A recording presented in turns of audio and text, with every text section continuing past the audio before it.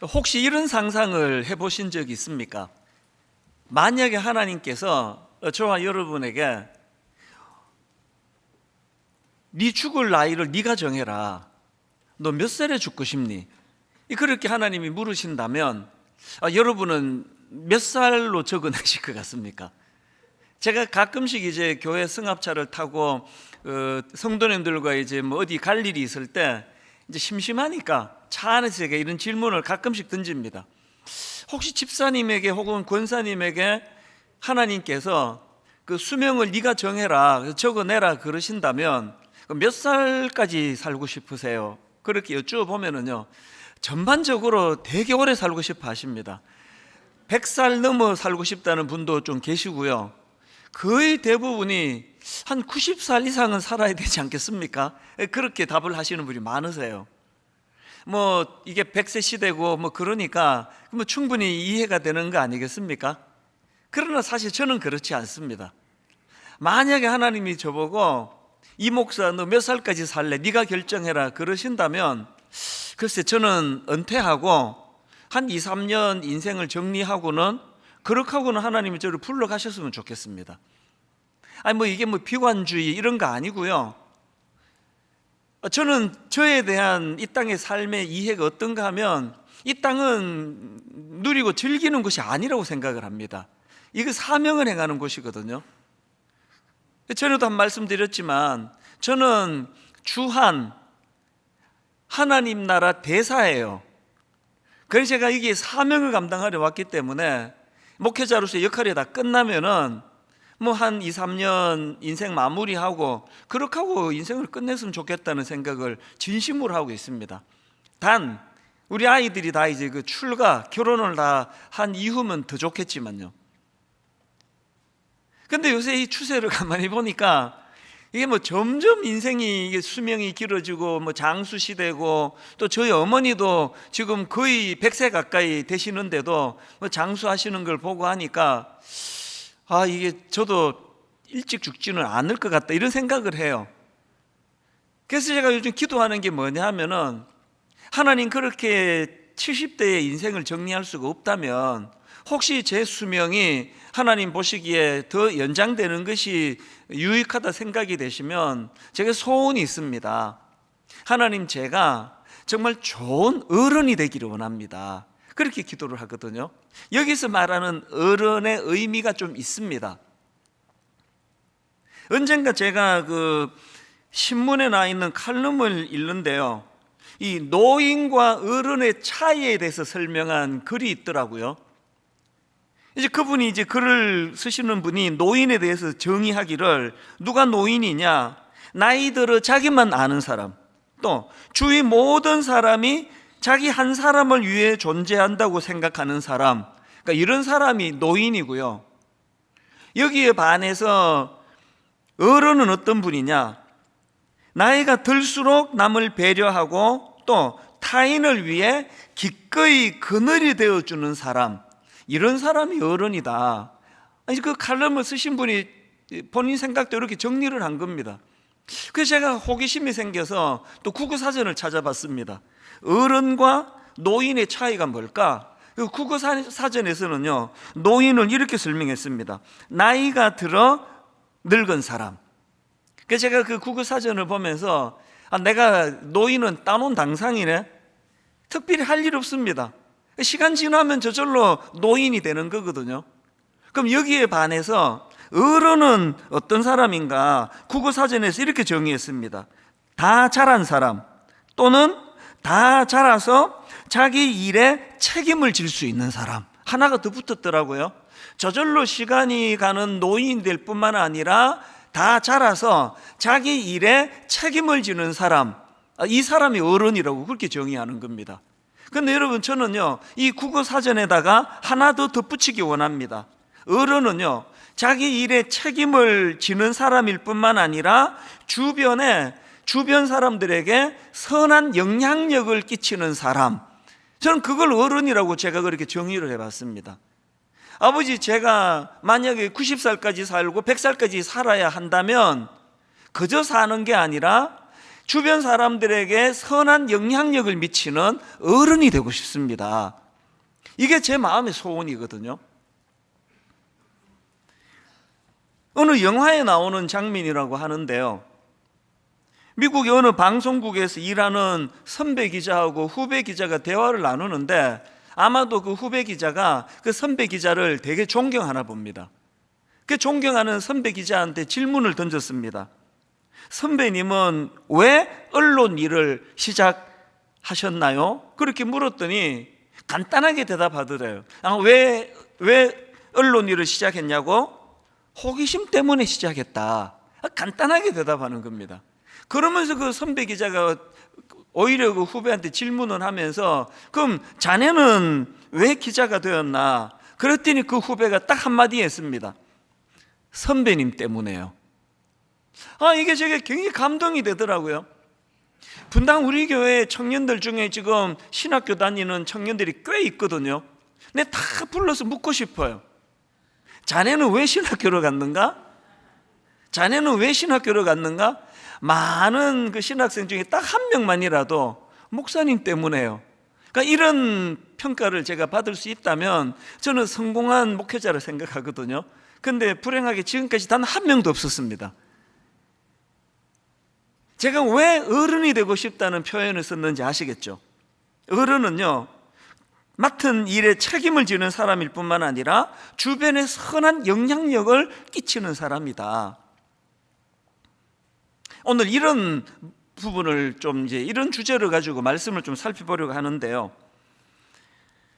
오늘 본문은 죽음이 임박한 아버지 다윗이 아들 솔로몬에게 유언한 내용이 담겨져 있는 말씀입니다. 삶의 마지막 순간에 아들 솔로몬에게 던지는 아버지 다윗의 그 참 권면의 말씀을 보면서 마음이 뭉클하고요, 인생의 마지막에 어른은 이런 메시지를 남기고 그렇게 죽는구나, 되게 부러웠습니다. 그리고 아버지, 저도 정말 다윗과 같은 그런 어른이 되어서 내 인생의 마지막에 내 자녀들에게 이런 어른다운 권면을 남기고 그렇게 이 땅을 끝낼 수 있기를 원합니다. 그래서 오늘 이 본문 말씀을 좀 살펴보려고 하는데요, 저는 오늘 본문에 나오는 이 아버지 다윗의 모습을 가지고 이 진정한 어른들의 모습 두 가지, 이걸 좀 살펴보려고 합니다. 자, 진정한 어른의 모습, 첫 번째가 어떤 모습이냐? 하나님의 순리를 따르는 사람, 또 그 하나님의 순리를 따르는 본을 자녀들에게 보여주는 사람, 이게 저는 어른이라고 생각을 합니다. 아버지 다윗이 어떤 하나님의 순리를 지금 솔로몬에게 보여주고 있습니까? 자, 오늘 본문 열왕기상 2장 1절과 2절을 보십시오. 다윗이 죽을 날이 임박하매 그의 아들 솔로몬에게 명령하여 이르되 내가 이제 세상 모든 사람이 가는 길로 가게 되었노니, 이 부분을 세 번역으로 보니까 이렇게 되어 있습니다. 나는 이제 세상 모든 사람이 가는 길로 간다. 죽음을 이렇게 표현했습니다. 이게 만약에 지금 다윗이요, 자기가 소설책을 쓰면서 이런 표현을 했다, 그러면 그거는 그냥 표현이에요. 이야, 이 참 문학적으로 표현이 좋다. 근데 지금 다윗은 실제로 죽음을 앞두고 있습니다. 지금 한 인생을 마무리하는 그 시점에서 이렇게 죽음이 임박한 상황에서 이렇게 두려움 없이 죽음을 수용하는 태도는요, 이게 보통 내공이 아닙니다. 이게 대단한 거 아닙니까? 그야말로 자기 인생을 물 흐르듯이 하나님에게 내맡겨 놓은 삶을 오래전부터 살아왔기 때문에 이렇게 순리대로 덤덤하게 자기 인생을 마무리할 수 있는 거 아닙니까? 정말 저는 두려운 게 있는데요, 알츠하이머, 그 치매 같은 게 와서 정말 부지불식간에 제가 혹시라도 하나님을 욕되게 하는 이런 일이 있을까 봐 그것이 두렵고요, 저는 죽을 때 자녀 손들 앞에 추해질까 봐 저는 두렵습니다. 우리 지금부터 기도해야 돼요. 하나님, 우리 인생의 마지막에 기억되는 그것이 자녀들에게 평생의 각인이 될 텐데, 다윗처럼 이렇게 참 물 흐르듯이 하나님의 순리에 거슬리지 않고 죽음조차도 하나님이 만드신 법칙이니까 그것을 내가 잘 수용하겠노라고. 그래서 내가 이제 세상 모든 사람이 가는 길로 가게 되었다. 그리고 그 다음에 보니까 너는 힘써 대장부가 되고 내가 할 일을 잘 마무리하고 이제 네가 할 일이 남았다. 주님 안에서 영적으로 성숙한 사람이 되거라. 이런 멋진 아버지가 되고 싶다는 그 말씀이죠. 그런 맥락에서 보면은 시편 71편 9절 말씀도 제게 참 많은 메시지를 줍니다. 시편 71편 9절입니다. 늙을 때에 나를 버리지 마시며 내 힘이 쇠약할 때에 나를 떠나지 마소서. 여기 보면은요, 나이 들어갈수록 연세가 드시면 드실수록 인생에 찾아오는 게 불안과 두려움이라는 걸 저는 이것을 정말 참 긍휼한 마음으로 봤습니다. 그리고 저 자신을 봐도요, 40대 비해가지고 30대 비해가지고 많이 마음이 약해지고 또 불안도 많아지고 그런 걸 제가 느끼거든요. 이 시편 기자가 있는 그대로의 자기의 마음 상태를 표현을 해놓았는데, 그런데 중요한 건 그 다음 18절입니다 18절에도 초반부에 가면은 자기의 연약함을 고백합니다. 하나님이여, 내가 늙어 백발이 될 때에도 나를 버리지 마시며. 그 염려가 많은, 그래서 높아심이 그거 아닙니까? 이렇게 조바심을 가지고 하나님 앞에 나 버리지 말아달라고, 내가 늙을 때도 나 버리지 마시라고 그렇게 고백하는 이 시편 기자지만요, 이분의 뭐라고 표현할까? 이분 되면요, 어른 되면 바로 그 다음 구절에 나옵니다. 자, 18절을 다시 한번 보십시오. 하나님이여, 내가 늙어 백발이 될 때에도 나를 버리지 마시며 내가 주의 힘을 후대에 전하고 주의 능력을 장래의 모든 사람에게 전하기까지 나를 버리지 마소서. 세 번역으로 이렇습니다. 내가 이제 늙어서 머리카락에 희끗희끗 인생의 서리가 내렸어도 하나님, 나를 버리지 마십시오. 그리고 그 다음 보세요. 주님께서 팔을 펴서 나타내 보이신 그 능력을 오고 오는 세대에 전하렵니다. 제가 여기서요, 또 노인과 어른을 구분하는 걸 내가 찾았습니다. 누가 노인인지 아십니까? 앞에 염려만 있는 사람. 시간이 갈수록 그저 염려만, 하나님 나 버리시면 어떡하지? 염려만 가득한 사람은 노인이고요. 누가 어른입니까? 자기의 염려조차도 하나님을 기쁘시게 해드리고 하나님을 시원케 해드리는 일을 하는 도구로 쓸 줄 아는 사람. 우리 연세대신 어르신들이 정말 어른이 되시기를 바랍니다. 여러분, 염려가 많으시니까 젊은 사람보다 얼마나 더 많이 기도하십니까? 여러분, 염려가 많으시니까 젊은 사람들에게 없는 하나님을 전적으로 의지하는 그 귀한 중심을 어른들이 갖고 계시는 거 아닙니까? 그저 시간 지나면 저절로 얻어지는 노인이 아니라 하나님 은혜를 힘입어서 어른의 길로 나아가시기를 바랍니다. 그러기 위해서는요, 젊을 때부터, 제가 오늘 이 설교 제목을 노인이 아니라 어른이 되고 싶다 이렇게 잡은 이유도요, 우리 청년들이 또 이건 뭐 어른들 보고 하는 설교인가? 천만의 말씀이에요.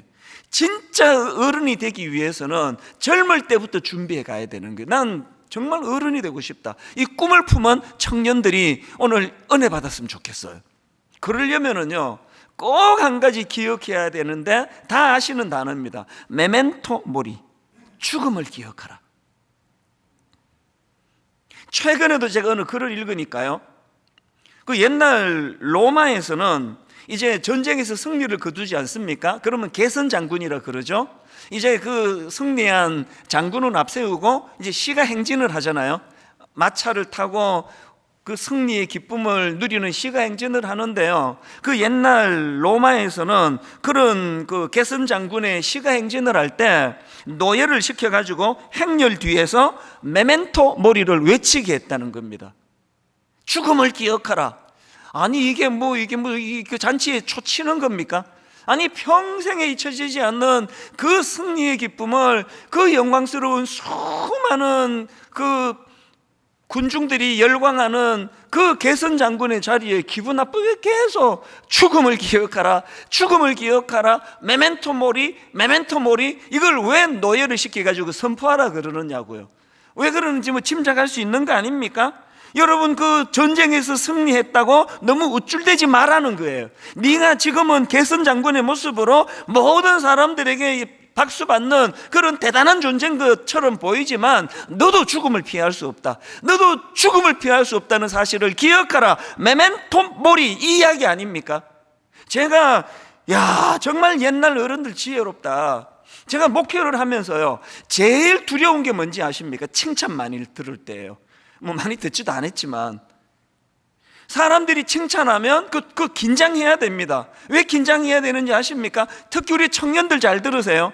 여러분, 사람들에게 칭찬 많이 듣는데 익숙하는 게 왜 위험한가 하면요, 그 칭찬에 우쭐해지면, 그래서 자기 만족이 일어나면 성장이 끝나요. 전 이게 제일 두렵습니다. 인생의 성장이 끝나면 끝 아닙니까?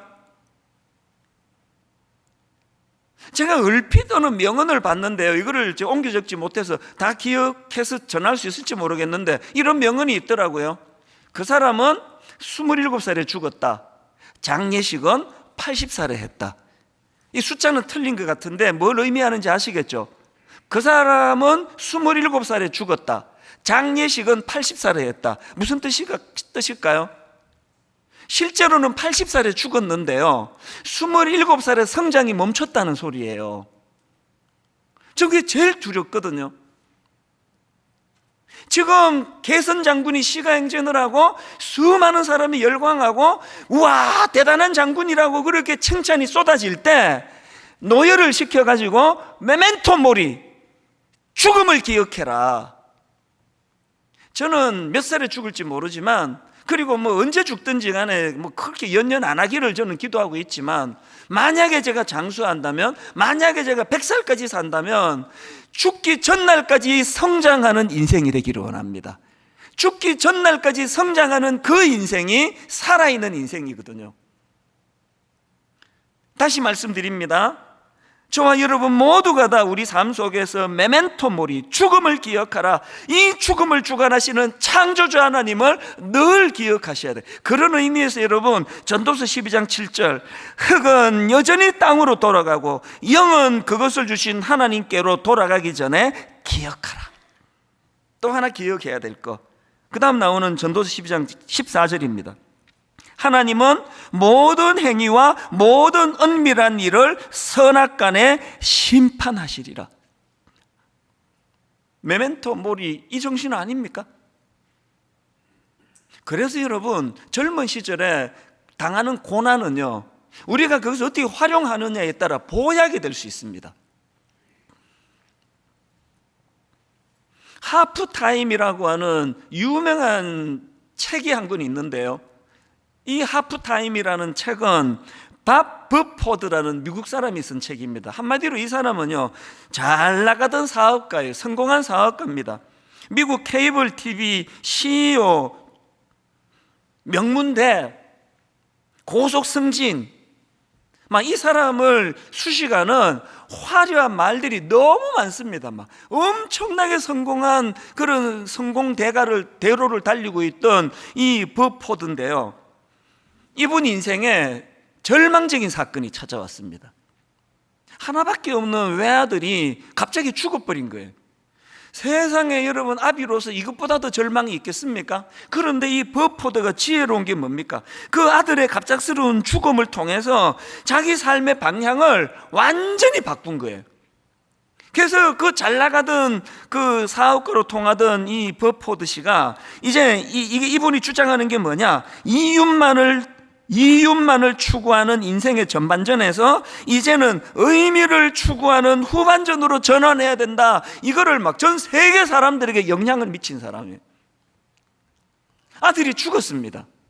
그것이 자기를 절망으로 몰고 갔지만, 그런데 이 버포드 씨는 오히려 그 절망적인 일을 인생의 성숙으로 연결을 시켰다는, 이 너무 참 기왕의 아픔을 겪는 그 사건을 가지고 너무나 성숙한 길로. 그래서 이분이요, 그 하프타임이라는 책에 나오는 한 대목을 읽어드리겠습니다. 사람들은 대개 전반전에는 어떻게 생계를 유지하고 어떤 위치에 오를까에 몰두합니다. 그러나 후반전에서는 자신이 누구며 의미 있는 인생을 위해 매일 어떤 일을 해야 하는가 문제와 씨름합니다. 전반전에는 자신이 세상에서 가장 바쁜 사람이었다면 후반전에서는 자기 인생의 가장 중요한 가치를 발견하고 투자해야 합니다. 그 다음 들어보세요. 인생을 잘 마친 사람들의 공통적인 특징은 끝을 염두에 두고 오늘을 사는 지혜로운 사람입니다. 다시 들어보세요. 인생을 잘 마친 사람들의 공통적인 특징은 끝을 염두에 두고 오늘을 사는 지혜로운 사람입니다. 메멘토 모리 아닙니까? 여러분, 이 하프타임이라는 책을 쓴 밥 버포드의 지혜로움이 어디에 있습니까? 인생의 후반전을 그 아들의 죽음이라는 가슴 아픈 사건을 통해 성숙을 향한 인생의 후반전을 앞당긴 사람이거든요. 그래서 여러분 잘 들어보세요. 인생의 전반전과 후반전은 나이로 가르는 거 아닙니다. 연세가 많으신데 여전히 전반전을 사는 인생이 있고요, 심지어는 청년같이 젊은데 벌써 인생의 후반전을 사는 성숙한 사람이 있습니다. 그건 자기가 결정하는 거예요. 여전히 집착하고 여전히 탐욕적이고 여전히 난 세상에서 제일 바쁜 걸 자랑하고 더 가지지 못해 안달복달하는 그런, 혹시나 그런 분이 계시면 여러분, 아직 나는 미숙한 전반전 인생 아닌가? 돌아보셔야 됩니다. 인생을 잘 마친 사람들의 공통적인 특징은 끝을 염두에 두고 오늘을 사는 지혜를 가진 사람이라고 한다면 어른은 어떤 모양을 가지고 있겠습니까? 여러분, 나이와 상관없이 성숙한 인생의 후반전을 사는 어른이 되시기를 바랍니다. 이게 첫 번째 조건이고요. 두 번째로 진정한 어른의 모습 하나 더 있습니다. 중심을 잡아주는 존재입니다. 우리 자녀들에게, 우리 청년들에게, 우리 다음 세대의 중심을 잡아주는 역할을 하는 분이, 이분이 어른이라는 겁니다. 다윗이 지금 아들 솔로몬에게 어떤 중심을 잡아줍니까? 본문 3절입니다. 내 하나님 여호와의 명령을 지켜, 그 다음 보세요, 그 길로 행하여. 이거 중심 잡아주는 거 아닙니까? 좌로나 우로나 치우치지 말고 그 길을 향하여 가거라. 세 번역으로 이렇게 되어 있습니다. 그리고 너는 주 너의 하나님의 명령을 지키고 모세의 율법에 기록된 대로 주님께서 지시하시는 길을 걷고. 이게 중심을 잡아주는 말씀 아닙니까?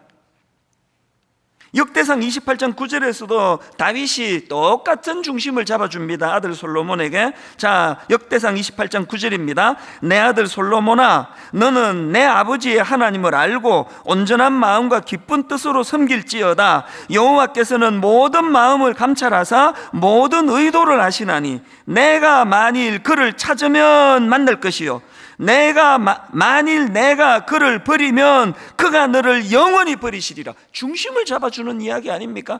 영적인 중심을 잡아주는 역할, 이게 어른이 하는 역할이라는 겁니다. 담임 목사는 어떤 역할을 하는 사람인 것 같습니까?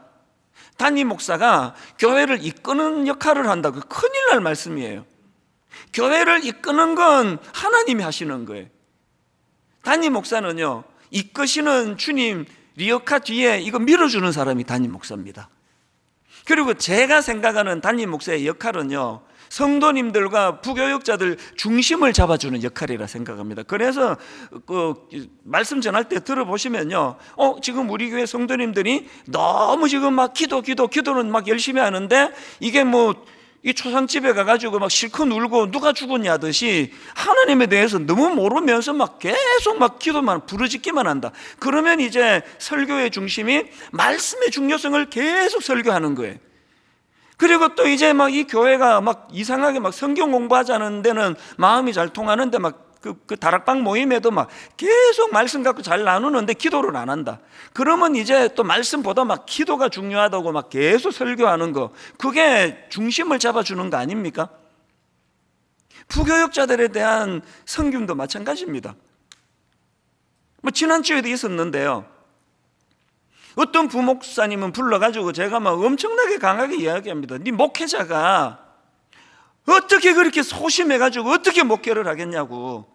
그 소심하면 그 목회할 수 없다, 대범해져라, 그렇게 가르쳐주고 바로 1시간 뒤에 좀 덜렁덜렁거리는 목사를 불러가지고 좀 꼼꼼하게 소심하게 일하는 것도 필요하다. 아니 왜 그렇게 덜렁거리느냐고. 그 똑같은 교훈을 하는데요, 완전히 다르게 권면합니다. 연애는 안 하고 공부만 하는 큰아들한테는 연애해야 산다 가르치고요, 또 정반대로 막내가 그러면 불러가지고 니 공부 안 하면 망한다 그러고 완전히 모순되는 이야기를 하는 게 부모예요. 왜? 균형을 잡아주는 거니까요. 누가 어른이라고요? 영육간에 그 삶의 균형을 잡아주는 거. 그런 면에서 보면은 참 우리 윗대 어른들이 너무나 그런 역할을 잘하신 것 같습니다. 최근에 제가 일만수도 파송 운동 그 예비 담임 목사로 합류한 목사님하고 이제 대화를 나누는데요, 그 중에 이제 몇몇 교역자들이 같이 대화를 나누는데 대화 중에 이런 이야기를 하는 겁니다. 이 목사님도 목사님 아들이에요. 근데 이 아버지가 참 훌륭한 목사님이신 것 같아요. 이 목사님이 어릴 때 그 기억이 뭐냐, 아버지 목사님이요, 교회 개척을 5번 했답니다. 그것도 그냥 아주 든든한 후원이 있고 이런 게 아니고요, 이 목사님 아버님이 참 훌륭하세요. 그래서 이 아들 목사님 기억에 어린 시절을 생각하면 광명시 철산리, 그것까지 주소까지 알더라고요. 광명시 철산리 야산에서 군용 텐트를 치고 아버지가 교회를 개척하셨답니다. 후원이 든든하면은 그 텐트 치고 야산에다 교회 하겠습니까? 그 야산에 무슨 사람들이 있다고. 그냥 맨 땅에 헤딩하듯이 주님 한 분 보고 달려가신 훌륭한 아버님 같아요. 그리고 이 목사님 기억 속에 그 공장, 그 종이 공장 한켠에다가 예배당을 마련하고 예배를 드렸던 그런 기억이 있다는 거거든요. 여러분 그 집에 가장인 아버지나 남편 목사님이 너무 사명에 충실하면 가족들이 좀 고생을 합니다. 그래서 이 어릴 때 떠올리면 가난, 이 두 글자밖에는 생각이 안 나는 거예요. 이 보통 아들들이요, 좀 엄마를 좀 걱정하잖아요. 저도 좀 그렇고 우리 아들도 보면은 엄마만 걱정하는 것 같아요. 이 목사님 생각이, 어린 목사님 이제 어릴 때 엄마가 너무 안쓰러운 겁니다. 그래서 머릿속에 기억나는 게 그 쌀이 떨어지면 엄마가 밤새 하나님께 기도하시던 그 기도 소리가 쟁쟁하게 들리는 겁니다. 그런데 이 아들도 참 훌륭하게 컸지 않습니까? 아버지 뒤를 이어서 이제 나도 이제 신학교가 목사가 되겠습니다, 하나님께 이제 그렇게 약속을 하고 신학교를 갔는데요, 이 젊은 신학생 마음에 하나님 앞에 한 가지, 하나님 제가 다른 길은 다 가도 개척은 못하겠습니다. 그게 너무 마음에 와닿잖아요. 개척은 제가 못하겠습니다. 그랬는데 분당 우리 교회에서 일만수도 파송운동 30개 교회 분리 개척교회 담임 목사님을 모집한다. 그래서 이제 목사님이 저기 청빙이 되고 나니까 망설여지는 겁니다. 사실 지금 저희가 하는 게 개척은 아니잖아요. 그래서 제가 이제 이 목사님을 배려해서 앞으로 그 분리 개척은 안 쓰기로 했습니다. 분리 교회. 그 목사님 마음에 두려움이 있는 겁니다. 그래도 내가 개척인데 이게. 그렇게 마음에 두려움을 갖고 있을 때 그 어머니 사모님이 참 훌륭하세요. 그 문제를 놓고 아들이 지금 마음에 두려움이 있다는 걸 아시고는요, 그렇게 같이 기도하시고는 어느 날 이 아들을 부르시더래요. 그 아들을 부르셔가지고 어머니가 이런 말씀 하셨습니다. 너 개척이 많이 두렵지? 근데 있잖아, 엄마는 다시 태어난다 해도 난 개척을 할 거야. 너 그거 모르지? 개척교회에 문을 열고 한 명의 영혼이 들어올 때마다 하나님께서 보내주신 그 소중한 한 명의 영혼이 얼마나 귀중한지, 엄마 아빠가 고생하는 그 모든 고생이 하나도 고생이 아니야. 너 안 해봐서 그런데 한번 도전해봐. 너도 한번 용기를 내보렴. 이 아들 목사님이요, 어머니의 그 말씀을 듣고 막간이 울었대요. 그리고 저한테 이야기하기를, 그러나 어머니 말씀 이후로 한 번도 주저하지 않고 주저함 없이 달려갈 수 있게 됐다고. 여러분, 그 어머니가 아들 중심을 잡아주시는 어른 아닙니까? 어른? 그 자리에 몇몇 목사님들이 같이 있었는데요, 그 아들 목사님 이야기를 듣고 그때 차를 타고 이제 어디로 가고 있을 때 운전하던 그 목사님도 그런 이야기를 해요. 이 29명 예비 담임 목사님 중에 한 분인데요, 이분은 본인이 일대입니다. 예수 안 믿는 가정에서 참 이분이 예수 믿고 참 목사까지 됐으니까 대단한 거 아닙니까? 그리고 이제 가족도 예수를 믿는 겁니다. 이 어머니도 이제 예수를 믿은 지 한 10년 좀 더 지났다 그러는데요, 뭐 모태신앙에 비하면은 연조가 그렇게 긴 건 아니잖아요. 그런데 이 어머니가 얼마나 성숙하신가 하면은 이 개척을 앞둔 아들한테 늘 두 가지 당부를 하신대요. 첫 번째 당부가 모든 것이 감사하다, 모든 것이 감사하고 그저 감사하다. 어머니 자신이 예수 믿고 나서 그 감사를 아들에게 보여주실 뿐만 아니라 이걸 아들에게 늘 가르치는 거예요. 감사해야 된다. 목회하다가 보면은요, 막 사람의 불에 끼고 하다 보면은 이 감사를 놓칠 때가 많습니다. 무조건 감사해라, 모든 것이 감사하다, 이걸 계속 가르치고 계시고, 또 하나 당부하는 말씀이 있는데, 두 번째 어머니의 말씀이 뭐냐? 너 기도할 때 하나님께 뭐 더 달라고 기도하지 마라. 너 기도할 때 하나님께 뭐 더 달라고 기도하지 마라. 우리 아들은 이미 충분히 다 받았다. 여러분, 이게 어머니의 본능으로 할 수 있는 말은 아니잖아요. 중심을 잡아주시는 거예요. 이 목사 아들이 혹시라도 이런 어떤 외적으로 보여지는 물량주의나 이런 거에 혹시나 빠지게 될까 봐, 너 기도할 때 뭐 더 달라고 기도하지 마라. 우리 아들은 이미 충분히 받았다. 이 어머니도 중심을 잡아주시는 분 아닙니까? 제가 우리 29 교회 예비 목사님들 보면은 다 훌륭해요. 설교도 다 정말 설교가 다 좋잖아요. 그리고 내가 42살 때는 저러지를 못했는데 참 성숙한데, 알고 보니까 그 배후에 어른인 부모님이 계시는 거예요. 오늘 새벽인데요, 보통 이제 설교를 마무리하면 이제 찬양을 주시는데 뜬금없이 이 노래 하나를 주셨습니다.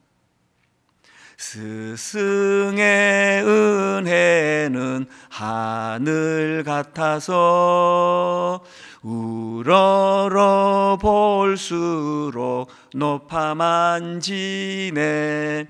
그 왜 스승님에 대하여 이렇게 그 우러러 높이는가 봤더니, 참되거라 바르거라 가르쳐 주신. 너무 새벽에 마음이 뜨거워졌어요. 이 지금 설교하는 이 보잘것없는 저 인간 하나 만들어 주시려고, 저를 목사 만드시려고 하나님이 얼마나 많은 스승을 제게 보내주셨습니까?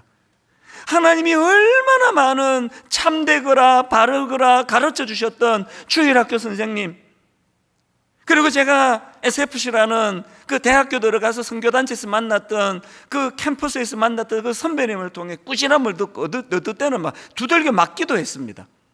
그러나 거기에 사랑이 담겨 있다는 걸 알기 때문에 상처를 받아본 적이 없거든요. 오늘 새벽에 이 노랫말이 2절에도 이래요.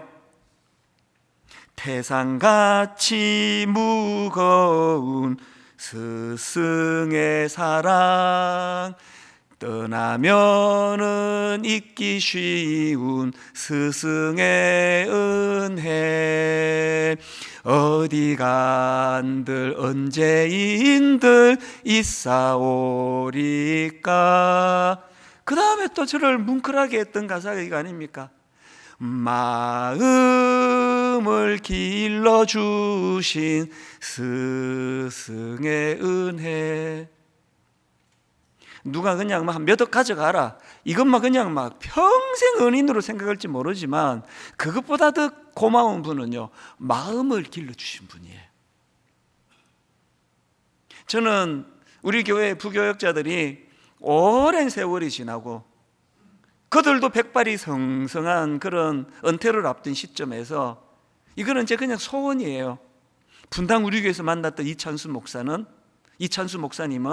그 제자니까 이제 목사는 그러면 안 되죠. 분당 우리 교회에서 만났던 이찬수 목사님은 영적으로 내 마음을 키워주신 분이라고.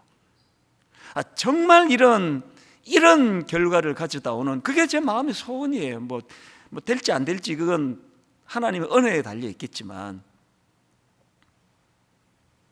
근데 여러분 여기서 한 가지 중요한 거, 이 놓치면 이거 큰일 나는 한 가지가 있습니다. 제가 이런 그 소원을 갖고 있다 하지만요, 결정적으로 중요한 게 뭐냐? 자, 시편 71편 18절 세 번 읽어 한번 보십시오. 내가 이제 늙어서 머리카락에 희끗희끗 인생의 서리가 내렸어도 하나님 나를 버리지 마십시오. 주님께서 팔을 펴서 나타내 보이신 그 능력을, 주님께서 팔을 펴서 나타내 보이신 그 능력을 오고 오는 세대에 전하렵니다. 제가 우리 교역자들한테 마음을 키워준 그런 스승으로 기억되기를 원한다고 한다면 뭘 해야 되겠습니까? 내가 개척할 때 말이야, 내가 30 몇 명 모여 있을 때 내가 교회를 어떻게 내가 키웠는지 아느냐? 내가 이 송림중고등학교 강당을 내가 이거 뚫기 위하여 어떤 지혜를 발휘했느냐? 이런 소리만 해대면요, 그거는 어른이 아니에요. 여러분, 우리가 다음 세대에 그 중심을 잡아주는 일을 해야 되는 가장 중요한 게 뭐예요? 주님께서 팔을 펴서 나타내 보이신 그 능력, 주님께서 팔을 펴서 나타내 보이신 그 능력, 그 능력을 오고 오는 세대에 전하렵니다. 여러분 아시겠습니까? 우리 마음의 뼛속에 기억해야 될 고린도전서 11장 1절 말씀, 사도 바울이 너희는 나를 본받는 자가 되라 이렇게 권하는데 그 앞에 강력한 전제가 있습니다. 뭐라 말합니까? 내가 그리스도를 본받는 자가 된 것 같이 너희는 나를 본받는 자가 되라. 그냥 나 본받아야 돼, 그 교만한 거예요. 목회자인 우리는, 그리고 복음을 전하는 모든 성도님들은 저 달을 가리키는 존재예요. 손가락을 가리키면 안 됩니다. 분당 우리 교회 자랑을 너무 많이 하는 거, 그거 절대 좋은 게 아니에요. 교회 자랑하는 거 아니에요. 그 교회를 허락하신 달 되시는 예수 그리스도를 자랑하는 거예요. 그분을 높여드리는 거예요. 그분이 팔을 펴서 우리 가정에, 네 엄마 아빠 인생에 어떤 은혜를 주셨는지를 너희들이 알아야 된다. 이거를 전하는 그 가정이 건강한 가정이고, 이거를 전하는 부모가 노인이 아니라 어른의 자리에 계시는 분인 줄로 믿습니다. 결론을 이렇게 맺기를 원합니다.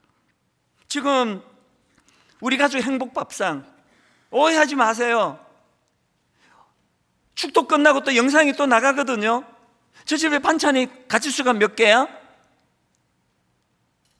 밥 잘 차리는 게 포인트가 아니고요, 어떻게 해서든, 그래서 여러분 지난주 말씀드렸잖아요. 쉐마 교육. 뭐가 쉐마라 그랬습니까? 들으라, 이 쉐마예요.